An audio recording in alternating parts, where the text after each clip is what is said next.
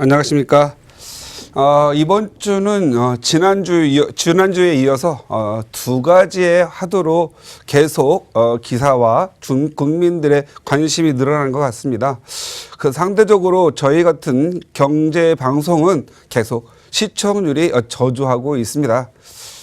첫 번째는 청문위 전국이죠. 계속적으로 이번 주 월요일도 역시 계속되고, 또 저희 부동산은 딱 하나 있죠. 지금 분양가 상한제의 실시냐 아니냐, 이 문제를 가지고 지금 현재 지난주에서 이번 주까지 그 문제가 계속 진행된 것 같습니다. 이번 주는 분양가 상한제가 정부 고위직자에게서부터 아마 좀 더 당분간 보류될 거라는 그런 얘기가 나오고 있습니다. 조금 전 뉴스에는 확실한 것처럼 보이는데 좀 더 지켜보아야 될 것 같습니다. 우리 안방을 짓고 계신 우리 시청자님들은 이런 식의 어떻게 대응해야 될까요? 여러분의 마음이 다소 불안하시다면 지금 전화 주시기 바랍니다. 여러분의 마음을 안정시키고 시원하게 해드리도록 하겠습니다. 지금 전화 주시기 바랍니다.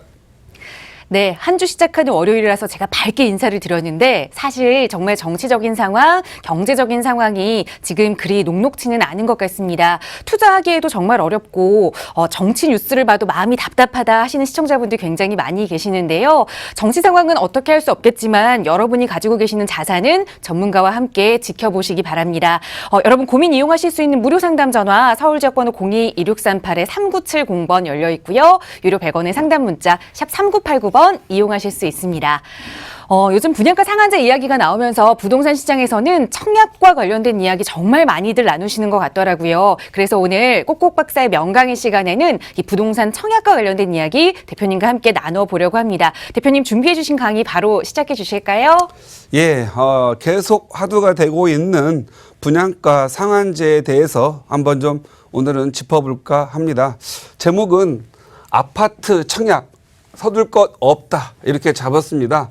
분양가 상한제 이후에 하는 것이 차라리 낫다, 이런 소견 드립니다. 제목이 결론이죠. 지금 현재 아파트 분양가 상한제를 앞두고 지금 많은 지금 현재 건설사 그리고 아파트 공급하는 분야에서 지금 이번 주부터 또 청약에 들어간다고 합니다. 가슴 뜨거울 거 없습니다. 늘 무슨 일 있으면 뭔지 모르고 가슴 뜨거운데요. 지금 이번 달만큼은 분양가 상한제 이가 발표되고 시행한 이후에 하시라고 말씀드리고 싶습니다. 그냥 차라리 이런 때는 그냥 신문 닫고 뉴스 닫고 그냥 가만히 계시는 게 나을 것 같다, 이런 생각이 드는데요. 그 이유에 대해서 말씀드려보도록 하겠습니다. 10월에 지금 이제 다음 달이죠. 10월에 분양가 상한제를 시행한다고 했는데, 시행이 되면 청약자에게는 오히려 유리하다라고 말씀을 드릴 수밖에 없어요. 분양가 상한제가 된다라는 건 뭐냐면 분양가를 원가나 주변 시세에 맞추어서 낮춘다는 의미죠. 청약자가 지금 현재 분양가 상한제 이전에 산다라는 건 지금과 같은 시세로 내가 청약을 한다는 거겠죠. 물론 많은 분들이 신청을 안 해서 청약에 당첨될 확률은 높겠지만, 사실 알고 보면 어차피 서울의 아파트 경우에는 좀 부족하기 때문에 청약률이 높을 수밖에 없습니다. 하지만 지방 같은 경우에는 굳이 청약률이 높지도 않은데 지금 청약을 해서 높게 분양을 받을 필요가 없습니다. 어차피 지금 현재 분양가 상한제가 만약에 시행이 된다면 분양가 상한제를 인해서 일반 분양가는 낮아지겠죠. 그리고 분양가 상한제가 시행되지 않으면 지금 미분양된 부분들이 다시 분양가 상한제 시행되지 않은 거기 때문에 그때 나오면 되는 거죠. 그래서 일단 청약하시는 분에게는 지금 현재 좀 쉬어가는 게 좋을 것 같다. 괜히 이런 거 있습니다. 그 언론이라든가 광고 이런 거 보다 보면은 사람들이 많이 물리게 되죠. 그러면 나도 가슴이 뜨겁습니다. 가면은 정말 청산유수처럼 말을 잘하는 분들이 대기하고 있어서 너무 많은 화려한 그림을 줍니다. 그러다 보면 내뜸하게 되죠. 대뜸 계약을 하게 되고 나면은 처음에는 기분이 좋습니다. 항상 프리미엄이 높지요. 그런데 입주 시에 가면 샀던 것보다 더 낮게 드는 경우가 많습니다. 저희의 이 방송은 전국 방송입니다. 서울과 또 경기도 경기 지역 수도권과 또 지방의 대도시권 또 다른 지방 대도시 이외의 다른 지역들도 지금 포함시켜서 말씀을 드려야 되기 때문에 저는 지금 전체적인 현상을 말씀을 드리는 거죠. 서울 같은 경우에는 분양 물건이 많이 나오지 않습니다. 그래서 지속적으로 이 지금 현재 분양가 상한제를 떠나서 새 아파트의 공급이 부족하기 때문에 어차피 우리가 뭐 분양가 상한제를 하든 안 하든 청약을 해야 될 부분이 있습니다. 하지만 서울일지라도 분양가 상한제 이후에 청약을 하는 게 낫다. 왜냐하면 단 얼마 5천이든 3천이든 1억이든 가격을 낮게 사는 게 유리하기 때문에 그렇습니다. 그래서 저는 지금 현재 아파트 이번 달 청약을 하시려고 하는 분들에겐 분양가 상한제 시행이 되면 그때 이후로 하고 분양가 시행제가 시행이 되지 않고 계속 보류한다고 하면 그때 확실한 발표가 나오면 그때부터 청약에 들어가도 좋겠다. 두 번째, 많은 분들이 그러면 분양가 상한제가 시행되면 무조건 재개발 재건축은 투자하지 말아야 되겠네요 라고 말하시는 분들이 많이 있을 겁니다. 또 그건 그렇지 않습니다. 분양가 상한제가 시행이 되면 시행 건설업자에게는 불리합니다. 시행 건설업자라는 것은 건설업자는 두 가지가 있죠. 시공만 하는 건설업자가 있습니다. 이분들에게는 관련이 없습니다. 물론 안정적으로 시공비를 받아야 되기 때문에 안전성은 있겠지만 그들이 받아가는 공사비는 똑같습니다. 그러나 시행사 같은 경우에는 땅을 사고 또 건설업자에게 도급을 주고 그리고 팔고 나가야 됩니다. 그리고 판 가격에서 분양 수익을 내야 되는데 지금 현재 분양가 상한제 시행되면은 일반 분양 가격을 낮기 때문에 시행하는 업자는 반드시 불리하고 많은 손해가 예상이 됩니다. 그래서 시행 건설업자는 이 분양가 상한제가 시행이 되면 공급을 안 하겠죠. 공급을 안 한다면 시공사, 건설업체는 또 일을 안 하겠죠. 그러면 일손을 놓게 되겠죠. 그러면 경제의 악순환이 된다. 그럼 건설 경기의 경기 침체가 악순환이 돼서 우리나라 전체 경기에 영향을 미치게 되겠습니다. 그래도 분양가 상한제가 시행되면 기존 아파트나 기존 새 아파트 그리고 분양을 이미 받으신 분들에게는 유리합니다.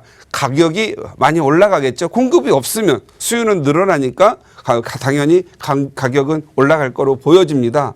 그런데 재개발, 재건축 사업지가 지금 요즘 굉장히 우수에 차 있습니다. 근심도 많고 요건 이러한 본인들이 시행 건설업자의 역할을 하지만 준 시행업자이지 100% 분양하는 사람이 아니기 때문에 굳이 걱정은 안 하셔도 됩니다. 어떤 말이냐면 재개발 재건축 사업자에게는 결코 불리하지는 않다라. 이 말은 뭐냐면 본인들이 이쪽 시행업체들은 100% 분양을 하고 떠나지만 재개발 재건축 사업자, 이 사업자는 결국 조합원들이거든요. 조합원들은 본인이 갖고 가는 거고 본인의 일단 건축비는 확정돼 있습니다. 이 시공사에게 넘기는 공사 도급을 줘야 되죠. 그래서 본인들의 공사비는 확정돼. 그건 내가 내 돈을 해야 됩니다. 그런데 일반 분양분, 만약에 1000세대의 조합원이 여기서 임대아파트는 빼도록 하겠습니다. 일반 분양분을 200세대를 공급을 한다고 한다면 1000세대는 원래 조합원들은 자기의 공사비로 가져갑니다. 그런데 일반 분양분에서 일반 분양가가 좀 높다면 이 공사비를 뺀 나머지에 대한 추가 부담하기 때문에 이 공사비에 대해서 추가 부담금이 좀 늘어납니다. 그러면 혹자들은 이렇게 하겠죠. 그러면 일반 분양분이 없는 걸 투자하면 되겠네요. 이렇게 말하는 분이 있는데요. 그것은 바보 같은 생각입니다. 자기 거 지어서 자기가 기어간다면 시세 차익만 노린다는 거겠죠. 공사비는 자기가 내고. 그러나 지금까지 일반 분양가 상한제가 된다 하더라도 일반 분양가는 항상 자기 공사비보다는 더 높고 이익이 플러스 이익이 나는 거기 때문에 이건 더 조합원수 일반 분양분이 많을수록 유리합니다. 꼭 무슨 말 나오면 꼭 배짱이 같이 말하는 사람들이 있어요. 그러면 그 사람들이 또 막 전문가처럼 얘기하면 아무것도 모르는 사람은 그걸 믿고 있는데 일반 분양가가 비록 분양가 상한제를 가지만 공사비 이런 직접 건축비라든가 직접 노무비보다는 늘 비싸게 분양하지 정부가 분양가 상한제라고 했다고 해서 원가 이하로 팔아가는 건 없잖아요. 그래서 기왕이면 저 일반 분양분이 많은 데가 그래도 더 유리하다 이렇게 생각하시면 됩니다.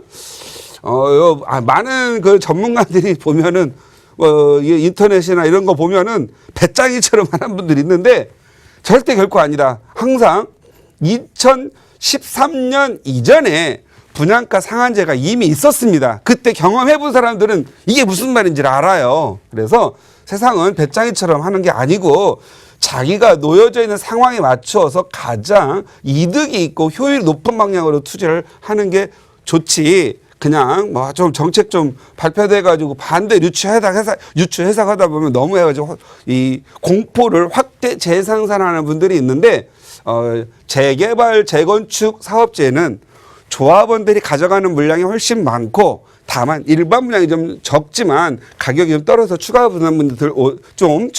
분담금이 늘어나더라도 공급이 줄어들면 희소하니까 시세 차이 훨씬 많고 또 높은 가격에서 형성되는 데 사는 또 즐거움이 있으니까 그렇게 하시면서 좀 안정을 좀 찾았으면 좋겠다라는 겁니다. 예를 들어서 그림으로 표현해 봤습니다. 이게 시수가 있습니다.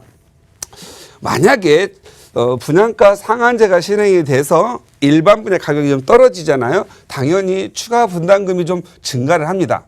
이것은 건축비, 직접 인건비 이런 공사비와 관련된 사업비이기 때문에 이것은 물리적인 가격입니다. 물리적인 가격 상승으로 늘어나서 추가 부담금이 좀 소폭 또는 약 중폭 정도 늘어날 수 있습니다. 그러나 이러한 부분들 때문에 이 시행 건설업자들 또 이렇게 겁을 먹은 재개발 재건축 사업지들이 그냥 공포가 증폭돼서 분양가 이 상한제가 시행되면 다 이 분양을 늦추거나 사업을 잘 진행하지 않습니다. 그럴 경우에는 공급량이 감소돼서 공급량이 많이 하락합니다. 이렇다면 희소성이 증가를 하겠죠. 그러면 가격이 요 조합원들이 비록 추가 부담금을 좀 일부 냈지만 프리미엄의 형성이나 시세가 높아지기 때문에 결국 재개발 재건축을 하는 그 산업단지가 그런 사업단지가 훨씬 더 이익이 많다. 요 부동산 가격에서 항상 시세라고 하는 것은 이런 물리적 가격이 아니라 심리적 가격이기 때문에 좋은 지역을 선택하면 심리적 가격에서 가격이 훨씬 더 많이 오릅니다. 그래서 우리가 중요한 부분은 수요 공급에 의해서 수요가 많이 예상되고 공급이 확 줄어들게 되면 가격이 당연히 오르겠죠. 거기다 대고 또 심리적 가격이 더 오릅니다. 요즘 갑자기 부동산 가격이 조정하다가 지난 2, 3주 분양가 상한제가 또 나오면서 가격이 또 오히려 고개를 들고 올라가고 있죠. 그 이유는 공급이 이제는 사라질 거라고 예상이 되고 아니면 줄어들 거라고 예상을 하고 기존 아파트와 기존의 새 아파트들의 가격이 오를 거라고 지금 생각하기 때문에 올라가고 있는 거거든요. 또 분양가 상한제가 또 없어진다. 정부에서도 제대로 의사표시해야 됩니다. 없어진다고 해야지 보류 이런 식으로 하면 계속 그동안 부동산 가격 잡으려고 했던 정책이 지금 현재 또 아수라장이 돼서 결국은 이 정부에서는 이 아파트 가격을 잡을 수 없게 됩니다. 제가 보기에는 이 지금 부동산 정책 하시는 분들이 그냥 어떤 대안이라든가 안이 없고 규제만 되면 모든 게 되는 줄 알아요. 또 안 되면 또 규제, 안 되면 규제.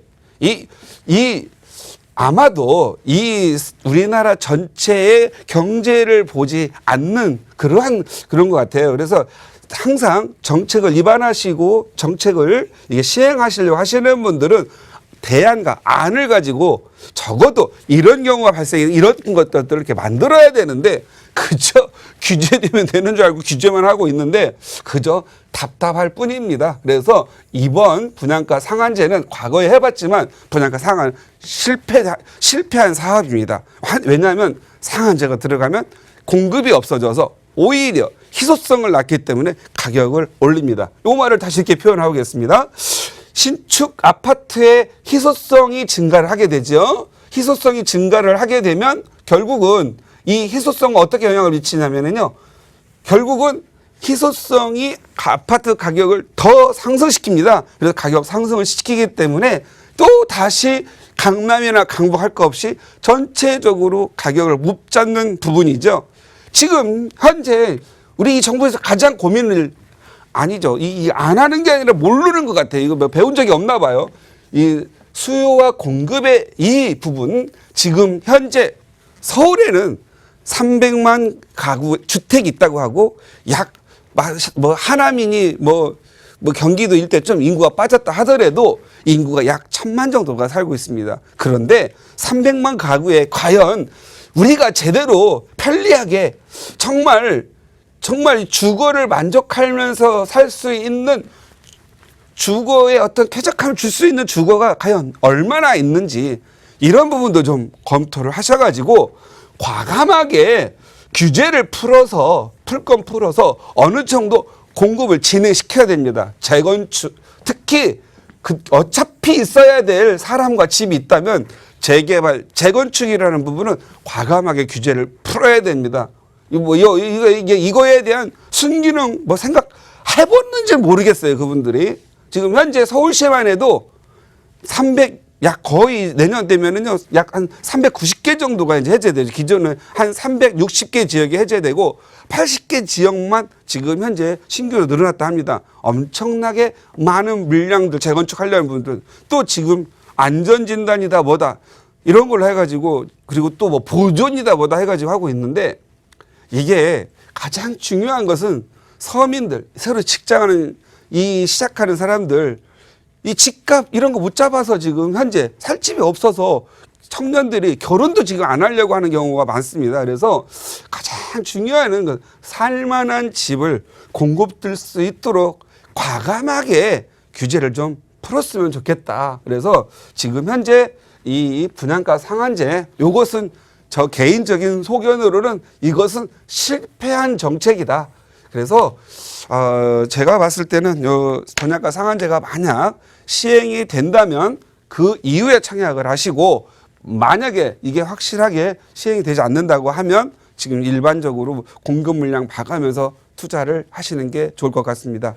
오늘은 분양가 상한제를 가지고 한번 사회 현상까지 다루어 보았습니다.